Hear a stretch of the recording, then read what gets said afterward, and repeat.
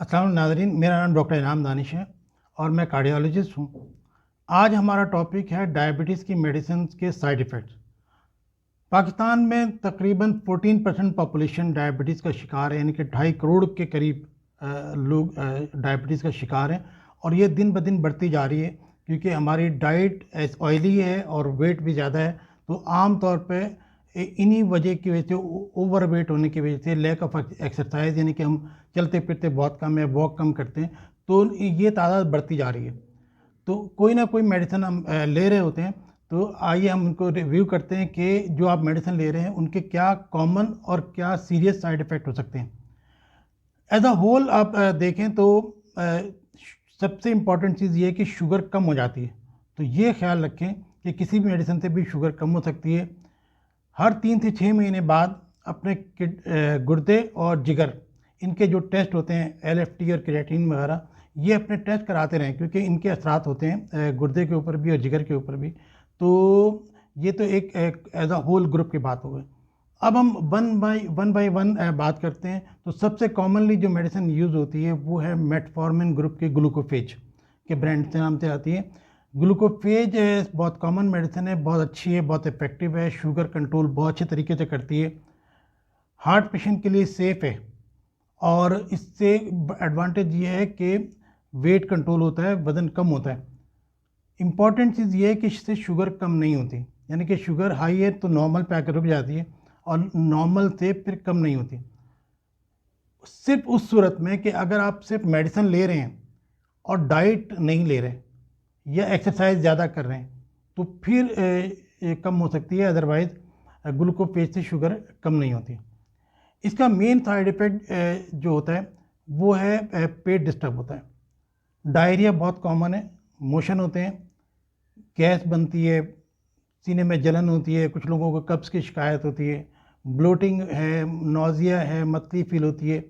तो ये common side effect हैं जो इसके पेट डिस्टर्ब होता है। अगर कोई टॉलरेट ना कर सकता हो तो फिर ये लॉन्ग एक्टिंग भी आती है, यानी कि दिन में 2 मरतबा देनी होती है, जो स्लो स्लो रिलीज़ होती है और इससे कोशिश ये की जाती है कि पेशेंट इसी पे रहे, ग्लूकोफेज मेटफॉर्मिन पे रहे। तो उसको लॉन्ग एक्टिंग मेडिसिन भी ट्राई करके देखते हैं, फिर भी अगर कोई टॉलरेट ना कर पाए तो दूसरी मेडिसिन के ऊपर जा रहे होते हैं। इसके और साइड इफ़ेक्ट के अंदर ये है कि विटामिन B12 कम हो सकता है। तो बहुत कॉमनली लोग B12 की टैबलेट आमतौर पर जो मेथिकोबाल के नाम से आती है तो वो लोग ले रहे होते हैं जब ग्लूकोफेज के साथ साथ।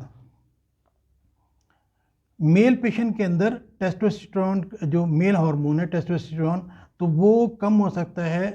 तो मेल पेशेंट को जो है इम्पोर्टेंस के चांसेस भी हैं। अगर ये इस तरह की चीज़ें हैं तो मेडिसिन चेंज की जा सकती हैं, बजाय ग्लूकोफेज के दूसरी मेडिसिन ले सकते हैं। डायबिटीज़ मेल पेशेंट में ज़्यादा होती है और हमारी अर्बन पॉपुलेशन जो है उसमें ज़्यादा है गांव के मुकाबले के अंदर। तो अगर मेल पेशेंट को डिस्टर्बेंस हो रही है तो वो मेडिसिन चेंज कर लें।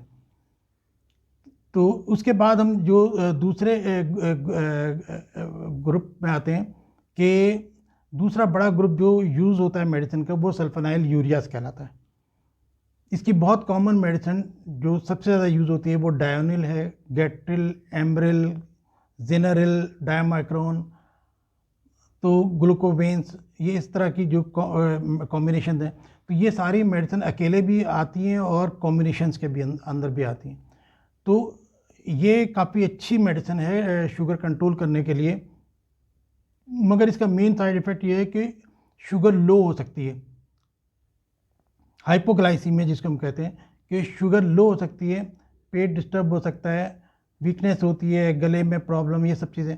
मगर जो शुगर का लो होना है ये सबसे इम्पॉर्टेंट है। लोग आते हैं कि डॉक्टर साहब रात को सोए और सुबह उठें तो पसीने आ रहे थे। तो शुगर लो होने का कैसे मालूम होता है कि स्वेटिंग होती है, पसीना आ रहा होता है, दिल की धड़कन तेज़ हो जाती है, भूख लगने लगती है और सांस फूलने लगता है, या लोगों को चक्कर आते हैं, सर में दर्द होता है, विजन जो है, नज़र जो है वो धुंधला नज़र आने लगता है। ये सारी कैफियत हैं जिनमें शुगर लो होती है। तो वो जो पेशेंट ले रहे होते हैं अगर रेगुलर चेक करें तो इसका आइडिया हो जाएगा उनको कि वो क्या होता है। दूसरे ये कि जो शुगर के जो किडनी के पेशेंट हैं उनमें ये कम देते हैं, डोज कम देते हैं, क्योंकि ये एक्सक्रीशन कम होती है। तो अगर आम जिनकी किडनी नॉर्मल है उनके मुकाबले में किडनी के पेशेंट में इसकी डोज कम कर देते हैं। और एक मेडिसिन ऐसी है जो इसी ग्रुप के अंदर है, मिनी डायप के नाम से मार्केट में अवेलेबल है, जो कि प्रेफर करते हैं कि अगर किसी को किडनी के प्रॉब्लम है तो वो उन पेशेंट में हम ये प्रेफर करते हैं। एक और बड़ा इशू है वो वेट गेन है, यानी कि इससे वेट बढ़ता है। ग्लूकोफेज से वेट कम होता है, इससे वेट बढ़ता है। तो जब पेशेंट डॉक्टर के पास आते हैं, ये ख्याल रखें कि हम किस पेशेंट को ये मेडिसिन लिख रहे हैं। अगर पेशेंट का पहले से ही वेट ज़्यादा है तो कोशिश करें कि ये दवा ना दें, और अगर देनी है तो कॉम्बिनेशन में दें, कि ग्लूकोफेज के मेटफॉर्मिन के कॉम्बिनेशन में दें, ताकि पेशेंट का वेट ज़्यादा ना बढ़े। अभी स्टडीज़ ये हैं कि ये मेडिसिन जो बहुत कॉमन आप यूज़ करते हैं, ये हार्ट के लिए सेफ़ नहीं है। तो वो पेशेंट जिनको एंजाइना है, हार्ट अटैक है, हार्ट फेलियर है, तो वो पेशेंट अवॉइड करें, हार्ट के पेशेंट इस ग्रुप को।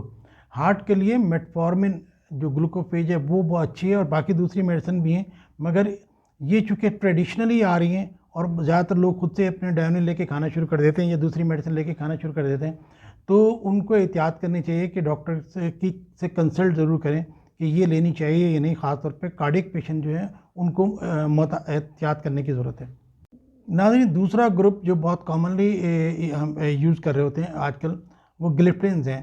सीटाग्लिप्टिन सीटाग्लू के नाम से या जेनेविया के नाम से आती है, विल्डोग्लिप्टिन गैल्वस या विल्डोस के नाम से आती है।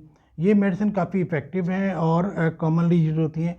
साइड इफ़ेक्ट कम है, थोड़ा सा पेट डिस्टर्ब हो सकता है, गला ख़राब हो सकता है, शुगर कम हो सकती है, मगर इसके जो इम्पॉर्टेंट साइड इफ़ेक्ट हैं वो याद रखने चाहिए कि इससे जॉइंट पेन हो सकता है, जोड़ों का दर्द हो सकता है, हार्ट फेलियर हो सकता है जिससे लंग में पानी आ सकता है, सांस फूल सकता है, और पैंक्रियाटिक यानी कि जो लबलबा है उसमें इन्फ्लेमेशन हो जाता है, पैंक्रियाटाइटिस जो कहते हैं, जिससे ख़तरनाक बीमारी है, जिससे या एपिगैस्ट्रिक मैदे के अंदर दर्द होता है, पैंक्रियाटिक कैंसर तक भी हो सकता है। तो कहने का मकसद ये है कि अगर आप ये मेडिसिन ले रहे हैं, आजकल मार्केट में ये ग्लिप्टिन्स जो हैं वो ग्लूकोफेज के साथ कॉम्बिनेशन में भी आते हैं, तो मोस्टली लोग यही ले रहे हैं। तो जब आप ये मेडिसिन ले रहे हैं ग्लिप्टिन्स, तो इसके साइड इफ़ेक्ट के बारे में भी आपको आइडिया होना चाहिए। कॉमन साइड इफ़ेक्ट है वो डॉक्टर को बताएं, लेकिन उसके साथ साथ अपना लिवर फंक्शन टेस्ट कराएं, और डॉक्टर को भी चाहिए कि वो अगर कोई एपिगैस्ट्रिक पेन की कंप्लेन कर रहे हैं तो अल्ट्रासाउंड करा के देख लें कहीं पैंक्रियाटाइटिस वगैरह तो नहीं है। तो एलएफटीज हर 3 से 6 महीने के बाद एलएफटीज चेक करें। नाज़रीन, एक बहुत इंपॉर्टेंट ग्रुप जो लेटेस्ट है वो ग्लिफ्लाजोन ग्रुप कहलाता है। तो इसमें एम्पाग्लिफ्लाजोन और डापाग्लिफ्लाजोन के नाम से हैं। डापा और एम्पा के नाम से मार्केट में मेडिसिन अवेलेबल हैं, और ये भी मुख्तलिफ कॉम्बिनेशंस के अंदर भी आती हैं। इसका मेन जो मैकेनिज़्म है वो ये कि यूरिन के ज़रिए, पेशाब के ज़रिए ग्लूकोज को निकालती हैं, जिससे बॉडी के अंदर शुगर कम हो जाती है। तो इफ़ेक्टिव तो हैं, मगर इसके अपने साइड इफ़ेक्ट भी हैं। जब यूरिन में ग्लूकोज निकलता है तो पेशाब बार बार आने लगता है, बहुत प्यास लगने लगती है, पानी जिस खून गाढ़ा हो सकता है, और शुगर आने की वजह से यूरिन के अंदर फंगल इन्फेक्शन हो सकता है, यूरिन में इन्फेक्शन हो सकता है, फंगल इन्फेक्शन वहाँ पे हो सकते हैं। तो ये तो जो कॉमन साइड इफ़ेक्ट है, मगर इससे किडनी भी डिस्टर्ब हो सकता है और हीमोग्लोबिन बढ़ सकता है। अगर किसी का पहले ही हीमोग्लोबिन ज़्यादा है तो उसका खून और गाढ़ा हो सकता है। तो ये चूँकि बहुत ही कॉमनली यूज़ कर रहे हैं मेडिसिन, तो आपको इनके साइड इफ़ेक्ट होने चाहिए, याद होने चाहिए कि ये सारी प्रॉब्लम हो सकती हैं। एक और जो मेडिसिन यूज़ करते हैं वो रेपेग्लिनाइड ग्रुप में नोवोनॉर्म के नाम से आती है, जो खाना खाने से पहले लेते हैं या खाने के साथ। उसका मेन साइड इफ़ेक्ट जो है वो जीआई डिस्टर्ब, यानी कि पेट को वो डिस्टर्ब करती है, मतली वगैरह की कैफियत होती है, और जॉइंट पेन हो सकता है, साइनोसाइटिस हो सकता है। तो ये लेकिन मेन कि शुगर ज़रूर चेक करते रहें कहीं शुगर लो ना हो। पायोग्लाइटाजोन जॉलिड के नाम से आती है, ये भी कॉमनली यूज़ करते हैं जब शुगर कंट्रोल नहीं हो रही होती, मगर बहुत अच्छी मेडिसिन है, मगर मेन साइड इफ़ेक्ट इसका ये है कि ये जिस्म में पानी को बढ़ा के एडिमा कर सकती है। ख़ासतौर पे वो पेशेंट जो हार्ट फेलियर के पेशेंट हैं वो इसको इस्तेमाल ना करें। तो अगर कोई भी मेडिसिन लेके आपको फील होता है कि उससे वज़न बढ़ रहा है, रिंग टाइट हो गई हैं या सांस में प्रॉब्लम हो रही है, तो ज़रूर अपने डॉक्टर को दिखाएं। और अपना वही है कि रेगुलरली शुगर चेक करें, लिवर फंक्शन टेस्ट करें और किडनी फंक्शन टेस्ट करते रहें। एक और ग्रुप है ए कार्बोज के नाम से आता है।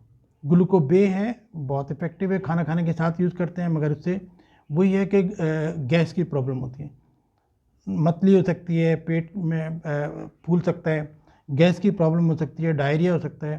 तो ये वो साइड इफ़ेक्ट हैं जो कॉमनली इसमें। एक और जो इसमें ग्रुप है डॉक्टर वो मेडिसिन का, वो है इंसुलिन। इंसुलिन बहुत अच्छी है, इनके साइड इफ़ेक्ट कंपैरेटिवली कम है इंसुलिन के, मगर ये कि इंजेक्शन लगाने की ज़हमत होती है। तो इंसुलिन का जो मेन साइड इफ़ेक्ट है वो है शुगर कम हो जाना। यानी कि अगर एक पेशेंट इंसुलिन ले रहा है और वो प्रॉपर डाइट नहीं ले पाता है या एक्सरसाइज ज़्यादा कर लेता है, उससे शुगर कम हो सकती है।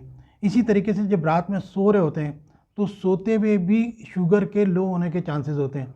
कभी ऐसा भी होता है कि जब हम सुबह उठते हैं तो शुगर ज़्यादा होती है, हम क्या करते हैं कि रात की डोज बढ़ा देते हैं इंसुलिन की।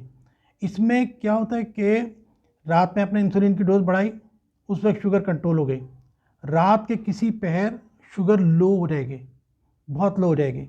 उसको काउंटर करने के लिए अल्लाह ताला ने मैकेनिज़्म बनाए हैं, और सुबह उठेंगे तो वो शुगर हाई होती है। तो अगर यही करते रहें तो सुबह की शुगर चेक अगर ज़्यादा आ रही है तो रात में 3-4 बजे अपनी शुगर चेक कर लें। कहीं ऐसा तो नहीं है कि रात में जो शुगर लो हो गई है उसके रिएक्शन में ये शुगर बढ़ी है सुबह की। तो शुगर का लो होना और वेट का बढ़ना, ये इंसुलिन के मेन साइड इफ़ेक्ट हैं। तो अदरवाइज़ ये कि इंसुलिन काफ़ी इफ़ेक्टिव है और सेफ़ है। तो नाज़रीन, ये तो वो मेडिसिन है जो हम ले रहे होते हैं। शुगर कंट्रोल करना बहुत ज़रूरी है। शुगर को आप 3 मंथ की एवरेज शुगर को 6.5 के ऊपर रखें। 6.5 से 7 के दरमियान एक्सेप्टेबल, 7 से ज़्यादा अनकंट्रोल समझा जाता है। 7 और 6.5 के दरमियान रखें। और एक दो ही रास्ते हैं आपके पास, या तो मेडिसिन लें और जो नेचुरल तरीका है वो है कि वॉक करें। आप 3 किलोमीटर 3 से 4 किलोमीटर वॉक करें जो 1 घंटे में हो जाती है, और डाइट कंट्रोल करें। डाइट में आप छोड़ दें गंदम, चावल, आलू, बेकरी के आइटम और मिठाई, ये छोड़ देंगे तो आपकी शुगर कंट्रोल हो सकती है। फिर लोग कहेंगे भी अगर हम गंदम नहीं खाएंगे तो फिर क्या खाएं? तो उसके लिए आप जौ का आटा इस्तेमाल करें, मकई का आटा इस्तेमाल करें। देखिए, शुगर और चावल के अंदर 70-75% शुगर होती है। गंदम और चावल में 70% से ज़्यादा शुगर होती है। जौ और मकई के अंदर तकरीबन 25% शुगर होती है। तो आप जौ की 3 रोटियां खाएंगे तो गंदम की 1 रोटी के बराबर होगी, उतनी शुगर बढ़ेगी।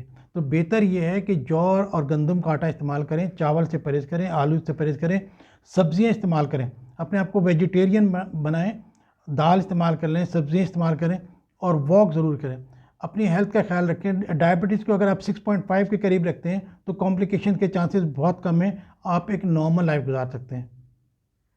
उम्मीद है कि आपको ये वीडियो पसंद आई होगी। अगर पसंद आए तो सब्सक्राइब करें, लाइक करें, शेयर करें।